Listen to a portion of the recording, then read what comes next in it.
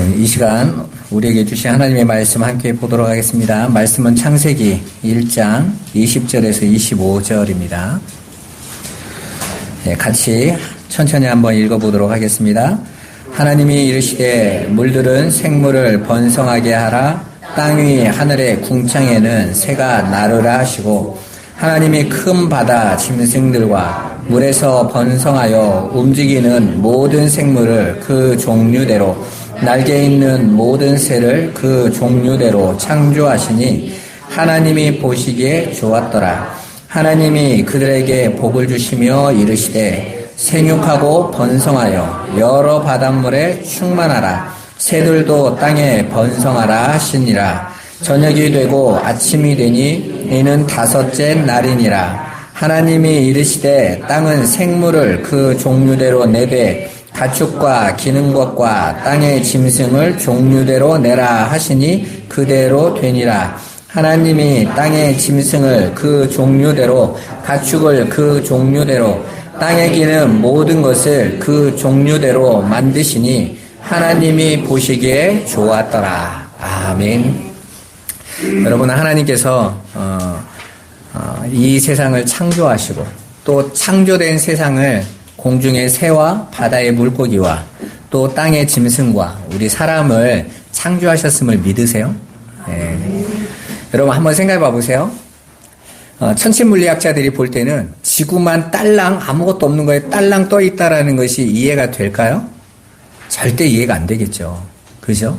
근데 하나님은 분명히 이 천지를 먼저 지으시고 그리고 빛을 보내셔서 이 땅을 세우시고 그리고 넷째 날에 되어서야 하늘의 해와 달과 별들을 다셨다 이렇게 말씀하고 있습니다. 그러니까 우주의 질서가 시작된 것은 넷째 날부터인 거예요. 그 전까지는 하나님께서 당신이 친히 붙잡고 계셨던 거죠. 사실은 이 우주조차도 하나님이 친히 붙잡고 계시는 거라고요. 따라서 우리는 그 모든 일을 이루시고 이끄시는 그 하나님을 바라보고 하나님의 뜻을 알아가는데 힘써야 되는 겁니다. 우리가 지난 넷째 날에 해와 달과 별에 관한 이야기와 의미를 함께 살펴보지 않았습니까? 우리가 지금 보고 있는 저 해, 달, 별을 통해서 보이지 않는 첫째 날에 그 빛을 드러내주는 소품이라고 말씀드렸죠.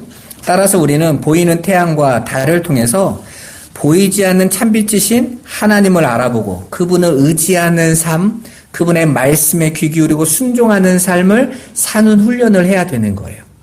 그냥 보여지는 것에 모든 것을 매달려서 살면 안 되는 거라고요. 저 보이는 것들은 다 보이지 않는 하나님, 그분의 영광을 열심히 드러내고 있는 거란 말입니다. 그래서 제가 말씀드렸죠. 첫째 날, 그 창조의 첫째 날의 그 빛을 오르라고 하고, 넷째 날 하나님이 위에 달아놓으셨던 그 빛들을 마오르라고 그랬죠. 그 참 빛을 드러내는 것, 그거인 거예요. 그래서 우리는 보고 있는 세상 속에서 보이지 않는 하나님을 봐야 되는 거죠. 그래서 히브리서 기자가 뭐라고 말합니까? 나타나는 것은 이것으로 그냥 보여지는 게 아니라는 거예요. 그 안에 담겨져 있는 것을 담고 있다라는 거죠. 그리고 그걸 볼 수 있는 게 믿음이라는 거예요. 그 하나님이 그 믿음을 주시지 않으면 그냥 우리가 믿습니다로 살아가는 게 아니라니까요. 그 믿음을 가진 자에게만 그게 보이는 거예요. 하나님께서는 예수 그리스도로 그 은혜를 우리에게 주신 줄 믿습니다.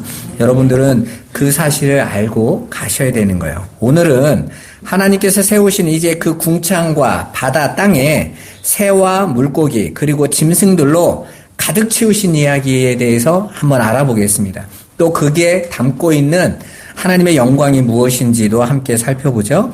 사실 다섯째 날까지의 창조, 여섯째 날에 땅의 짐승을 창조하는 것들은 다른 것에 대한 준비를 하는 것이기 때문에 여섯째 날 창조에 아주 중요한 의미를 담고 있죠. 그게 뭡니까? 바로 여섯째 날에 하나님의 형상으로 사람이 창조되기 때문에 그래요. 그러니까 하나님이 틀을 세우시고 하늘의 새와 태양과 달과 별과 짐승들까지 다 채우신 이유는 그 마지막에 하이라이트 중심의 꼭대기에 누가 있는 거예요? 사람이 있는 겁니다. 여러분, 우리가 자녀를 낳을 때 어떻게 합니까? 우리 주한 형제가 이제 아이를 닉하자매가 낳을 건데, 먼저 아이를 낳기 전에 부모가 뭐 하죠? 아이가 태어났을 때 있어야 될 것들을 다 준비하죠. 아이 누울 침대로 준비하고, 유모차도 준비하고, 보행기도 준비하고, 젖병도 준비하고, 아이가 불편하지 않도록 다 준비하는 거예요. 하나님께서 우리가 왜 그런 지혜를 갖게 되냐면, 하나님이 바로 하나님의 형상으로 지으실, 당신의 사랑하는 영원히 함께 하실 사람을 지으시기 전에 그 주변의 것들을 다 준비하고 계시는 것이 창조의 이야기잖아요.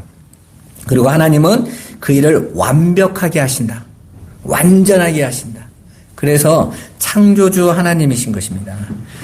먼저 다섯째 날에 창조된 새와 물고기에 대한 이야기를 한번 해드릴 건데, 과학적으로도요, 이 새와 물고기가 다른 날에 창조된 것과 다르게 아주 유사점이 있다고 합니다.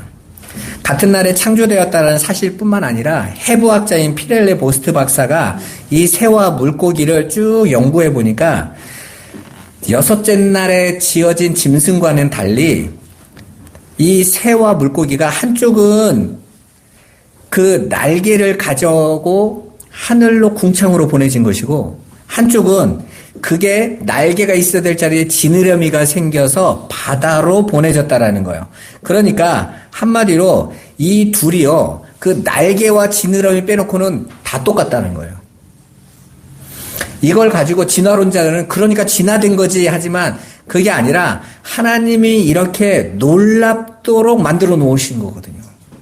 여러분, 성경에서 분명히 하나님께서 둘째 날에 궁창을 통해서 위의 물과 아랫 물로 나누셨다고 그랬죠? 위의 물은 어떻게 해야 살 수 있어요? 날개가 있어야 살 수 있어요. 아랫 물은요, 지느러미로 살고 있어요. 그러니까 그 모든 환경을 하나님께서 만드시고 다 복음을 가르쳐 주시기 위하여, 하나님을 드러내시기 위하여 이 일을 하셨다라는 거예요. 그렇게 21절에 보시면 하나님께서 모든 생물을 그 종류대로 하나님께서 창조하셨다고 말씀하세요. 창세기 1장에 보면 이 종류대로라는 말이 계속해서 나옵니다. 종류대로, 종류대로, 종류대로. 이렇게 말씀하고 있어요. 그리고 25절에도 하나님의 짐승들을 그 종류대로 지으셨다는 말이 여러 번 나오고 있죠. 이 종류대로라는 말은 쉽게 말해서 이런 거예요. 라면은 라면으로 만든 거예요. 라면으로. 그리고 쌀은 쌀로 만든 겁니다. 라면이 노력하면 쌀이 되지 않아요. 아예 종류가 다른 거니까. 그죠? 그런 것처럼 저와 여러분들에게 있는 이 물고기나 새가 이게 종류대로 만들었기 때문에 이걸 뛰어넘는 것. 이게 진화론에서는 이걸 대진화라고 하잖아요. 그렇게 물고기가 그 양서류가 되고, 또 양서류가 파충류가 되고, 파충류가 포유류가 되는 대진화가 있다고 하는데 아닌 겁니다. 아예 종류가 다르기 때문에 뛰어넘을 수가 없는 거예요. 그런데 이렇게 종류대로라는 말을 굳이 쓴 내용을 저는 아무리 봐도 나중에 악한 인간들이 분명히 스스로 진화됐다라고 말할 걸 아셨다고 생각해요. 여러분, 이 성경이 기록됐을 때가 BC 1500년이에요. 그러니까 기원전 1500년 전이죠. 그때에는 이런 물고기를 종류대로 이런 과학적인 설명을 할 필요가 전혀 없을 때예요. 그냥 물고기만 봐도 신으로 섬기고 태양만 봐도 신으로 섬기고 그냥 당연히 신의 문화 속에 살고 있는 시대였거든요. 그런데 하나님께서 당신의 창조를 이렇게 디테일하게 가르쳐 주신 것은 이제 이 세상이 점점점 자신들의 세상으로 하나님을 떠난 자들이 이제 하나님의 창조까지도, 그리고 그것까지도 경멸하고 하나님의 창조까지도 부정하는 세상이 올 거라는 거, 그리고 그것들이 마치 우연히 만들어질 것이라는 걸 알고 계셨다라는 거죠. 그래서 하나님께서 이렇게 창세기의 내용에 그 1500년 전 사람들은 관심도 없는 종류대로라는 단어를 다 써놓으신 거예요. 놀랍지 않으세요? 하나님께서 이렇게 하나님은 이 역사와 전체를 두고 당신을 드러내고 계시네요. 그래서 우리가 보면 이 세상이 점점점 발전하고 인간들이 점점점 더 똑똑해져서 하나님조차도 판단할 수 있을 거라고 생각하는데 절대 그럴 수 없어요. 하나님만이 하나님이시기 때문에 그렇습니다. 우리 계속해서 22절에 보시면 하나님께서 창조하신 생물들에게 복을 주셨다고 말씀하십니다. 우리가 이 부분을 잘 이해하셔야 돼요. 왜냐하면 여기서 나오는 이 복이라는 단어가 성경 전체에서 계속 나오고 있는 복이라는 단어가 똑같은 단어예요. 바라크거든요. 자, 그럼 봐보세요. 우리가 주장하고 있는 복은 뭐가 복이죠? 돈 많이 버는 거 복, 성공하는 거 복, 잘 사는 거 복, 건강한 게 복, 좋은 높은 자리로 승진하는 게 복. 그죠? 막 좋은 집을 가지고 내가 좋은 차를 가지고 예쁜 여자랑 결혼하고 멋진 남자랑 결혼해서 막 그런 것들을 복이라고 하잖아요. 그런데 물고기와 새와 짐승에게 똑같은 복을이라는 단어를 쓰셨어요. 그럼 물고기가 좋은 집을 얻나요? 물고기가 높은 자리로 성공할 수 있습니까? 복은 그런 게 아니라는 거죠.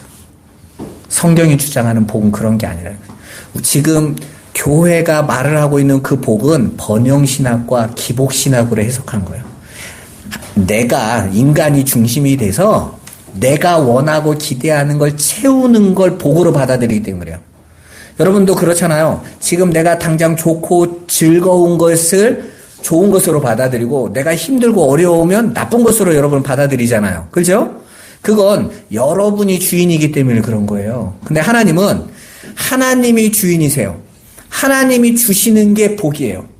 그래서 저와 여러분들을 욥처럼 시험의 골짜기로 사망의 골짜기를 인도하셔서 하나님이 보시기에 좋은 것으로 만드시는 과정에 있는 모든 것이 다 복인 거예요. 이해되세요? 교회는 그 복을 가지고 누리는 자들이란 말입니다. 하나님께서 이스라엘을 애굽에서 건져내셨습니다. 이스라엘 백성들이 즐거워하면서 찬송하면서 야 이제 하나님이 나에게 복만 주실 거야 했는데 광야 내동 두들겨 맞아요. 광야 내동 죽임을 당합니다. 광야 내동 자기들이 원하는 것을 구할 때마다 하나님이 심판하세요. 그리고 가나안에 데려가신다고요. 그러면 이스라엘 백성들에게 복은 뭡니까? 하나님이 복인 거예요. 구름 기둥과 불 기둥으로 함께 하시는 거. 맞아도 복인 거예요. 넘어져도 복인 거라니까요. 기분 나쁘시겠지만 여러분 우리는 신앙을 인본주의에서 신본주의로 바꾸는 게 신앙인 거예요. 이 세상을 하나님을 떠나서 인간들이 자기 중심으로 내가 원하는 대로 쌓아놓은 세상이거든요.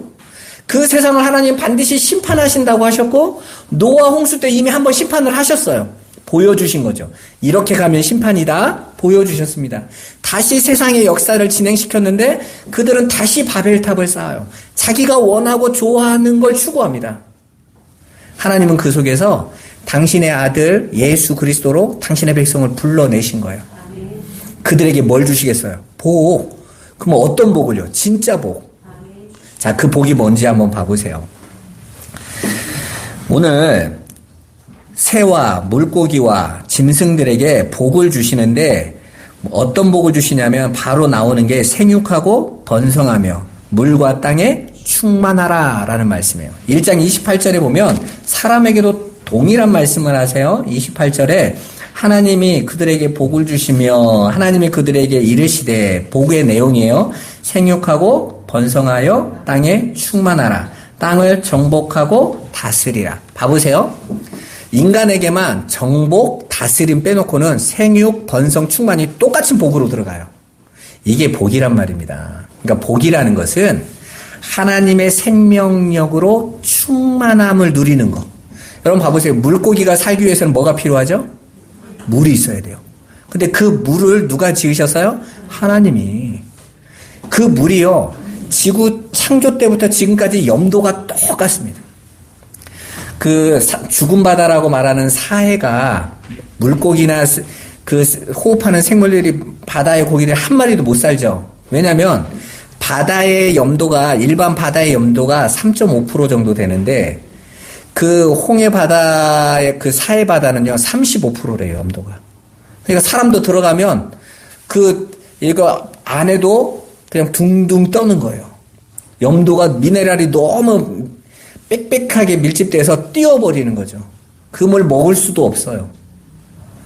자, 하나님께서 살 수 있는 환경을 주시고 그걸 그렇게 많은 비가 내리고 그렇게 많은 물이 들어왔는데도 불구하고 염도가 일정하게 있는 건 누가 하고 계시는 거예요? 하나님이 하고 계시네요. 하나님이.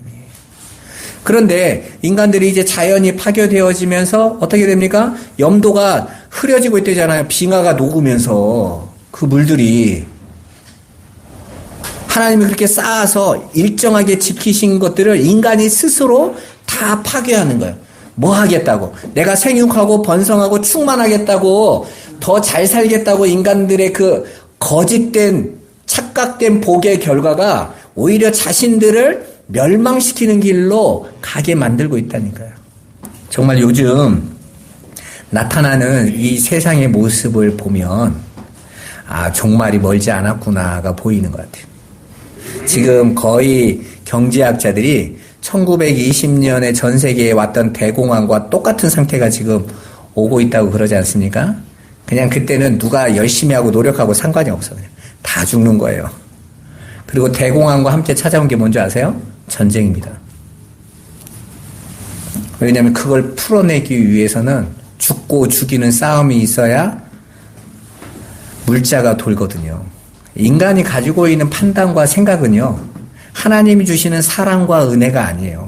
인간들은 파괴적인 행동을 통해서 나만 살겠다라는 욕구로 차게 돼 있습니다. 자, 그렇게 하나님이 주시는 복은 하나님의 능력과 은혜, 그 환경 안에서 생육하고 번성하고 충만한 거예요. 그리고 그렇게 생육하고 번성하고 충만할 수 있도록 하나님께서 먹이시고 입히시는데 당신이 그 일을 하시겠다라는 것입니다. 너희는 나를 믿고 내게 맡겨라 라고 말씀하시는 거예요. 하나님 나라는 바로 그걸 믿는 자들이 가는 곳입니다. 그래서 거기는 더 많이 갖고 더 적게 갖고에 관심이 없어요. 하나님이 이제 다스리시고 함께 하신다는 걸 믿고 있기 때문에 그런 것입니다. 자, 봐보세요. 그 하나님이 생육하고 번성하고 땅에 충만하라 라는 하나님 명령하신 것이 지금까지 새와 물고기에게 그대로 이루어지고 있죠. 여러분, 새들과 물고기들의 번식력은 우리는 상상할 수 없을 만큼 강하잖아요. 그뿐만 아니라 하나님은 그 수많은 새와 물고기들을 생육하고 번성할 수 있도록 모두 먹이세요. 이게 먹이사슬 관계를 보면요, 모든 먹이사슬을 통해서 그 사슬 속에서 모든 생물들이 다 살 수 있도록 만들어 놓으셨다고요. 마태복음 6장 26절 30절 예수님이 하신 말씀 한번 같이 읽어볼까요? 공중에 새를 보라. 심지도 않고 거두지도 않고 창고에 모아들이지도 아니하되 너희 하늘 아버지께서 기르시나니 너희는 이것들보다 귀하지 아니하냐? 오늘 있다가 내일 아궁이에 던져지는 들풀도 하나님이 이렇게 입히시거든 하물며 너희일까 보냐? 믿음이 작은 자들아. 아멘. 자, 하나님께서 창조만 하시고 알아서 살아 이게 아니라고 말씀하고 계시는 거잖아요. 자, 공중의 새들을 하늘에 가득 채워서 날게 하셨지만 그 새들의 먹을 것도 누가 주신다고요? 하나님이 주신다. 아궁이 속에 불태워지는 그 하찮게 보이는 들풀조차도 누가 입히고 계신다고요? 하나님이. 지금까지 계속 이 자연의 환경 속에 저 산에 있는 나무들이 다 하나님께서 살리시도록 다 비료 다 주시고 하신단 말이에요. 우리가 비가 쏟아질 때 천둥 번개 한번 딱 치잖아요. 그때 물에 번개가 한번 칠 때 이 자연산 질소 비료가 쫙 뿌려지는 거예요. 인간들이 모든 질소 공장 다 돌려도 안 되는 그 양을 하나님이 한 번에 주신대요. 우리가 이번에 경북 지역에 산불 났을 때에도 사람이 모든 물을 다 푸고 헬기 다 난리어 쳐도 끌 수 있던가요, 없던가요? 못 끕니다. 그때 사람들이 소방관부터 모든 사람들이 간절히 바라는 게 뭐던가요? 비요, 비. 하나님이 비를 주시지 않으면. 저 캘리포니아나 캐나다, 호주 이런 데는요, 한 번 산불이 나면 2달, 3달씩 타요. 자기들이 아무리 대형 전보 비행기를 가지고 그 안에 물 가득 갖다 아무리 쏟아 부어도 안 돼요. 결국은 기대하는 게 비밖에 없어요. 하나님이 불을 끄시고 하나님이 지켜주시지 않으면 안 되는 겁니다. 그런데 하나님이 어떻게 하셨다고요? 지금까지 그 일을 하고 계신다. 이런데도 하나님이 일하고 계신다는 것이 안 믿겨진다고 하면 마치 하나님이 이 하늘의 태양과 달과 비와 모든 기후를 맞춰가고 계시는 그 하나님을 못 믿겠다고 하면 그 하나님과 함께 할 수 없는 거 아닙니까? 예수님께서 이 말씀을 하시는데 오늘 30절 이 공중의 새도 먹이신다, 땅에 들꽃도 하나님이 입히신다 쭉 말씀하시는데 여기에서 핵심 내용은 이거예요. 하물며 너희일까 보냐 믿음이 작은 자들아 그러십니다. 봐보세요. 하나님께서 사람을 지으시기 위하여 모든 걸 만드셨다고 그랬잖아요. 그래서 그 모든 걸 유지하시기 위하여 공중의 새도 먹이시고 물고기도 먹이시고 땅의 짐승도 먹이시고 다 먹이시고 입히시는데 그리고 나서 예수님이 말씀하시는 거예요. 하물며 너희일까 보냐? 그럼 너희는 어떻겠어? 내가 너희 때문에 이것들을 다 준비해 놓은 건데 너희를 어떻게 하겠니? 그런데도 걱정하는 거야? 말씀하시는 거 아닙니까? 여러분은 어떠세요? 하나님께서 천지를 창조하시고 그 하늘과 바다와 땅을 다 새와 물고기, 짐승으로 채우실 뿐만 아니라 그것들을 하나님의 목적이 이루어질 때까지 하나님께서 먹이고 입히고 보호하시고 그들을 살 수 있게 하신다는 이 사실이 믿어지십니까? 인정되세요? 그런데 하나님 형상으로 지어진 여러분은 지금 무엇을 걱정하고 불안해하고 계십니까? 우리가 하나님의 형상인데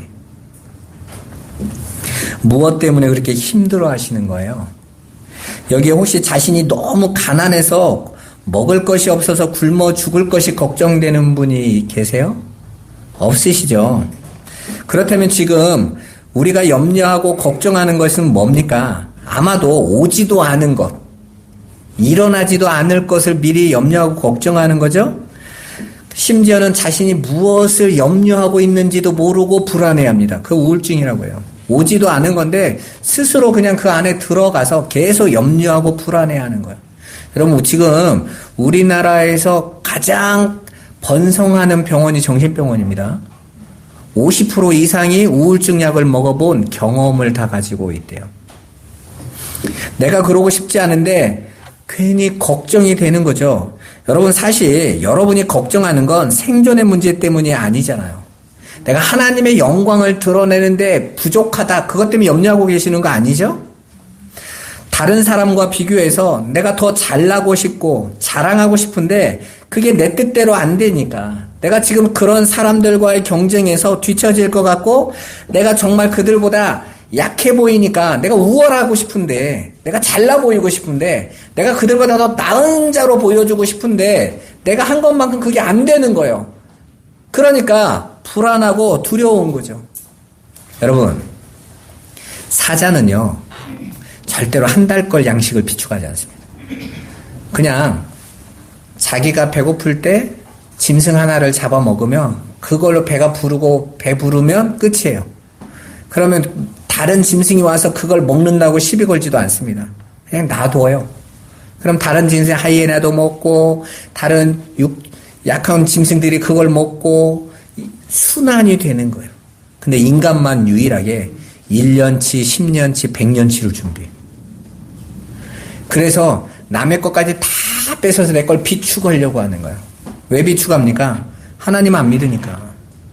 하나님께서 먹이시고 입히신다라는 거 믿을 수 없고 선악과를 따먹은 인간은 나밖에 나를 준비할 자가 없으니까 그 삶을 살 수가 없는 거예요. 그게 안 되면 불안해서 견딜 수가 없는 거예요.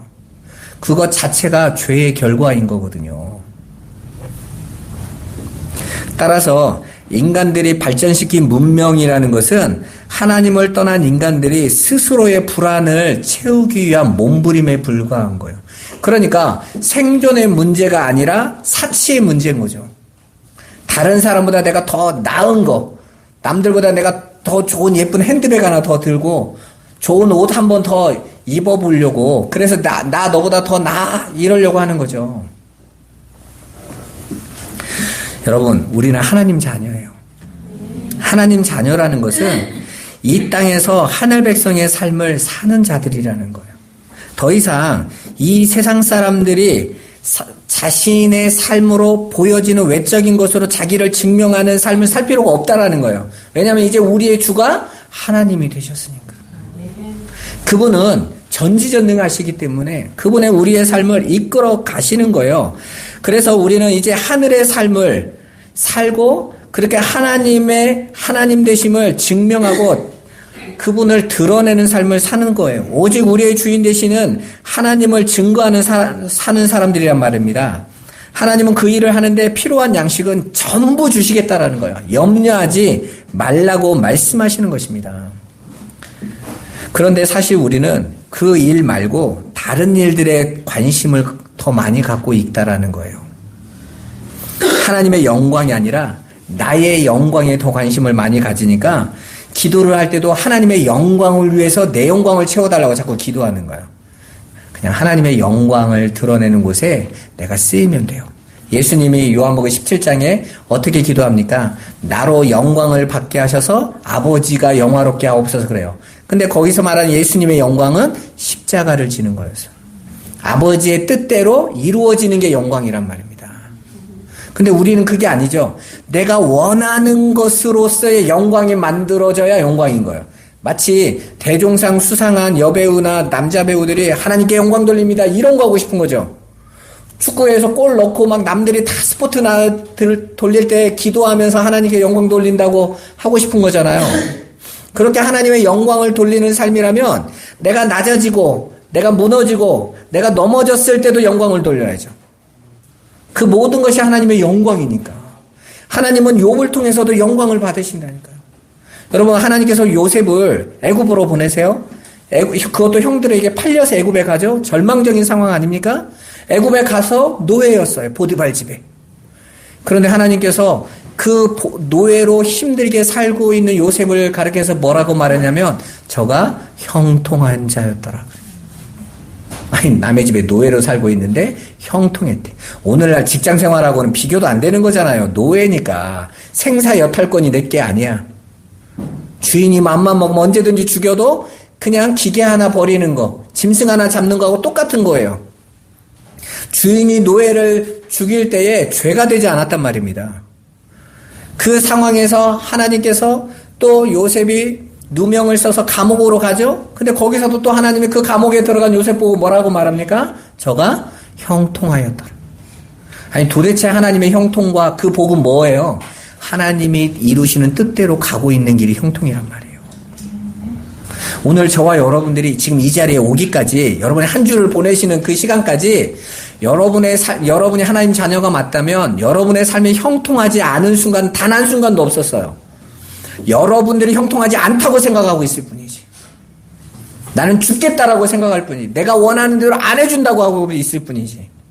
하나님이 말씀하시는 거예요. 네가 불순종하는 거지. 그죠? 욥이 자신의 질병 앞에서 하나님 앞에 따지잖아요. 내가 꼭 물어봐야 되겠대. 내가 가면 하나님하고 하나 물어봐요. 내가 대체 뭘 잘못해서 이렇게 하시냐고. 그때 하나님이 뭐라고 말씀하십니까? 네가 이런 것을 잘못해서라고 말씀하지 않으세요. 내가 하늘에 해와 달과 별들을 만들 때에 너 어디 있었냐? 그게 무슨 말이에요? 내가 너를 지어 가는데, 너를 내 백성으로 만드는데 그 과정의 선택은 내가 한다는 거예요. 내가 만들어 간다는 거예요. 그거에 대해서 네가 그 과정 속에서 나타나는 일 때문에 하나님 앞에 따지겠다고? 내가 별을 만들고 달을 만들 때 그걸 네가 어떻게 과정을 따질 수 있어? 마찬가지예요, 여러분. 오늘 저와 여러분의 삶 속에서 우리가 이런 말씀을 통해서 뭘 알 수 있습니까? 하나님이 당신이 원하시고 바라시는 뜻대로 우리를 이끌어 가시는 거예요. 그래서 내일 일을 염려하지 마라 그러는 거예요. 오늘 하나님께서 너희를 이끌어가는 그 길에 충성되어 가라는 겁니다. 그런 삶을 사시기를 주님의 이름으로 축원합니다. 그래서 여러분이 절대로 잊으면 안 되는 것이 하나님이 우리가 셀 수조차도 없을 만큼 그 많은 새와 물고기들, 짐승들을 먹이시고 하찮은 들풀까지도 다 입히시고 계시다라는 거예요. 정리해 보겠습니다. 하나님은 둘째 날과 셋째 날의 틀에 새와 물고기 그리고 육축으로 가득 채우세요. 틀을 세우시고 내용물을 충만히 채우셔서 보시기에 좋은 상태로 만드시는 것, 그게 바로 창조인 거예요. 자, 이제 새 창조를 설명해 드릴게요. 요한복음 1장에 보면 예수님의 사역이 셋째 날 세례 요한에게 세례를 받으세요. 그게 셋째 날 사건이에요. 그 세례 받는 사건이 이스라엘 백성이 홍해 건너는 사건이요, 요단 건너는 사건이라고 고린도전서 10장에서 이야기해 주고 있잖아요, 바울이. 자, 그러면 그 요단을 건너고 홍해를 건너는 이 사건, 마른 땅을 걸었다고 그러죠? 그 마른 땅의 사건이 창조의 셋째 날에 일어났잖아요. 바다가 물러나고 마른 땅이 드러난 사건. 자, 그러니까 예수님의 세례받는 그 이야기는 셋째 날, 틀을 세우는 이야기인 거예요. 그리고 넷째 날, 다섯째 날, 여섯째 날 동안 예수님이 뭐 하세요? 12제자를 부르신단 말이에요. 제자들을 불러. 하나님 나라의 상징인 제자들을 불러 모으세요. 자, 그러면 이제 저와 여러분들에게 새 창조의 일을 이루셨죠? 어떻게 이루십니까? 예수님이 십자가에 죽으시고 부활하시면서 당신의 백성들을 이 사망에서 다 건져내셨어요. 그러니까 건져낸 여러분들을 향하여 바울이 뭐라고 말합니까? 너희가 하나님의 성전이다, 이렇게 말씀하셔요. 자, 성전이 세워졌습니다. 여러분이 하나님의 성전이 됐어요. 틀이 세워졌단 말이에요. 그러면 성전 안은 뭐가 있어야 돼요? 채워져야 될 거 아니에요. 채워져야 돼요. 뭘로 채워요? 새로, 짐승으로, 물고기로 채워요? 그래서 여러분이 새고기도 먹고 물고기도 먹고 짐승도 먹는 겁니까? 그 얘기가 아니라 채우는데 뭘로 채워져야 돼요? 성령으로 채워져요. 그래서 말씀하는 거죠. 너희는 술 취하지 말고 성령의 충만함으로 채워라. 우리 안에 진리의 말씀, 하늘의 것으로 충만히 채워라. 그게 성전으로 지어진 여러분의 삶의 방향인 거예요. 여러분 힘들 때, 외로울 때, 어려움 당할 때 뭐 하시면 돼요? 하나님 말씀과 기도로 성령의 충만함 안에 들어가시면 돼요. 여러분 그 삶을 사시면 되는 거예요. 그러면 하나님께서 공중의 새도 먹이시고 들풀도 입히시는 하나님께서 여러분의 삶을 인도해 가실 거란 말입니다.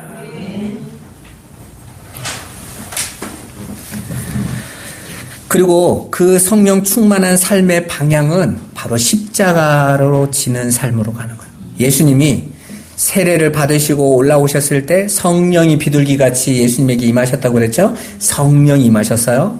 그 하나님의 성전 안에 성령이 임하셨더니 그 성령이 예수를 어디로 이끌어갑니까? 십자가로 이끌어가시죠.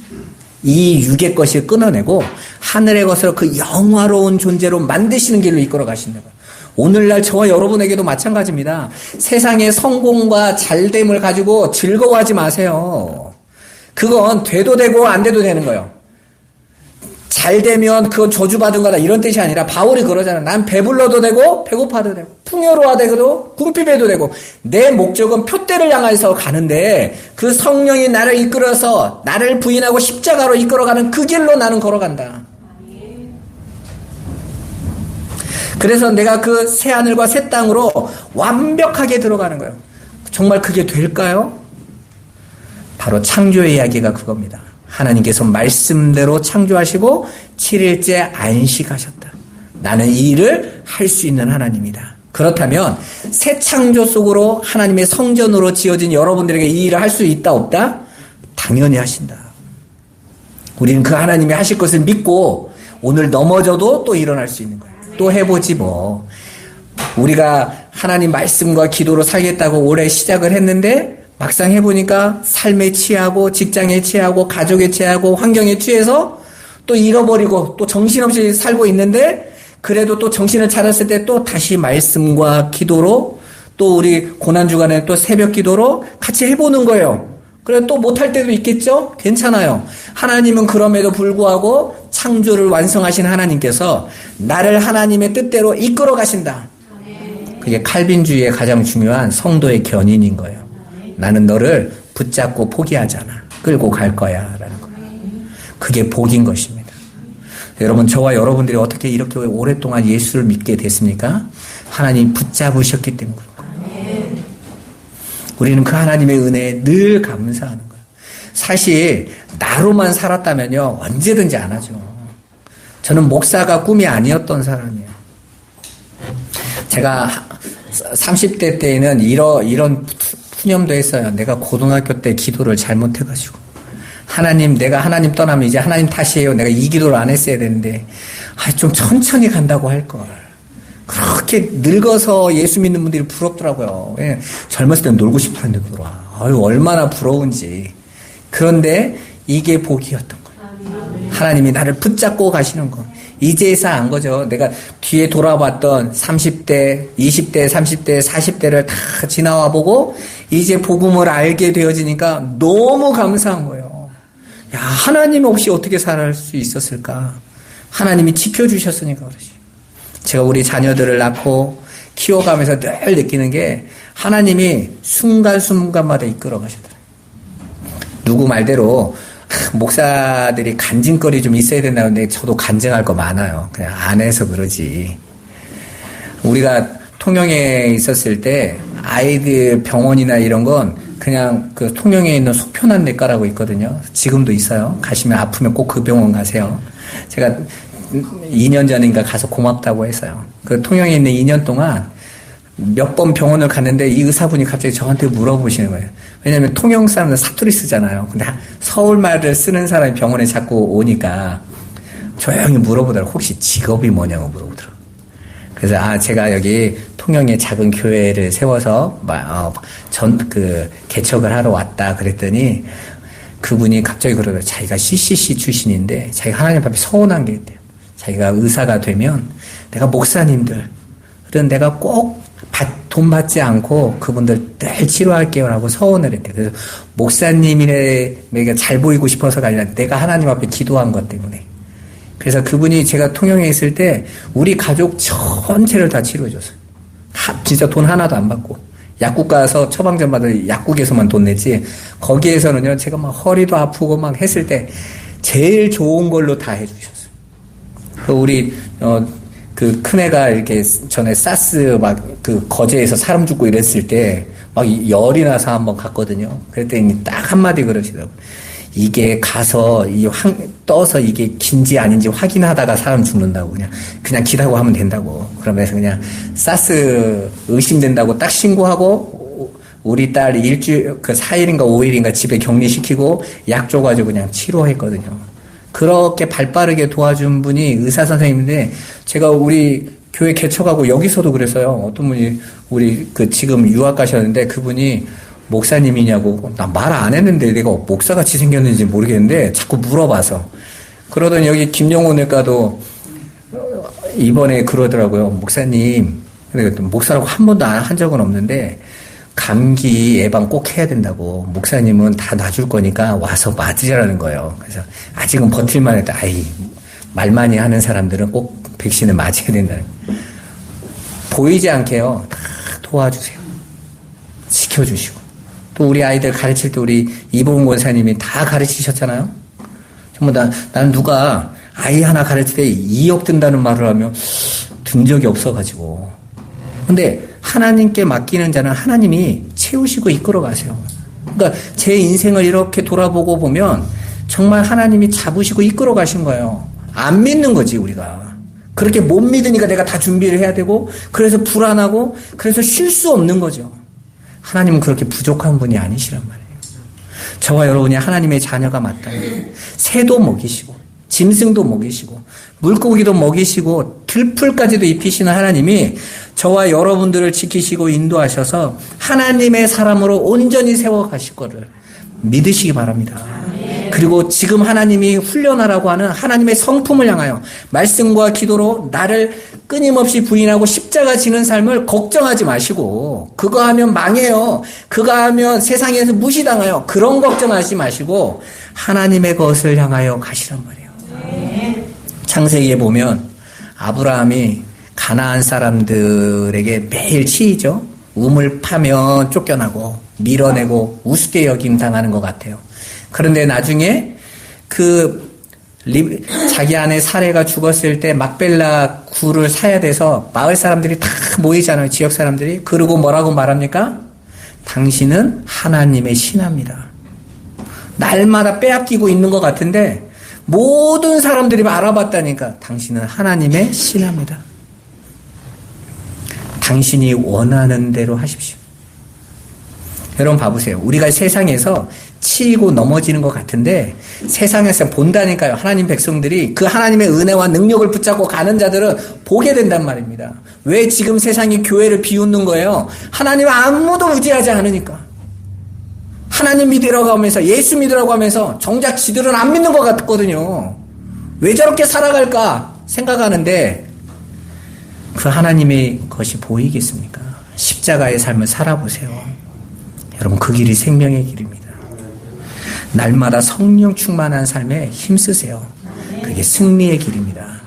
오늘 종려주일입니다. 예수님이 십자가지로 가는 그 삶을 출발할 때 이스라엘 백성들이 종려가지를 들고 여러분 중동 지역이나 이렇게 하면 대추야자 있죠? 맛있는 거. 그 열매 가지가 바로 종려가지예요. 그걸 흔들면서 호산나 다윗의 이름으로 오시는 이여 우리를 구원하여 주옵소서. 승리하셨단 말이에요. 근데 그 승리가 남을 두들겨 패서 이기는 승리가 아니라 십자가의 승리였던 거죠.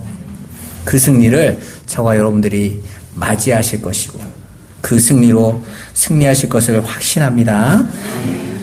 기도하겠습니다. 살아계신 아버지 감사합니다. 새와 물고기 짐승을 창조하셔서 하나님이 세우신 이 세상을 채우신 하나님, 이제 우리를 하나님의 성전으로 세우시고 이제 우리 안에 성령으로 충만케 하셔서 이제 아버지의 뜻대로만 사는 오직 하나님으로만 충만한 자들 되도록 우리 성도들의 길을 인도하여 주옵소서. 예수 그리스도의 이름으로 기도드리옵나이다. 아멘.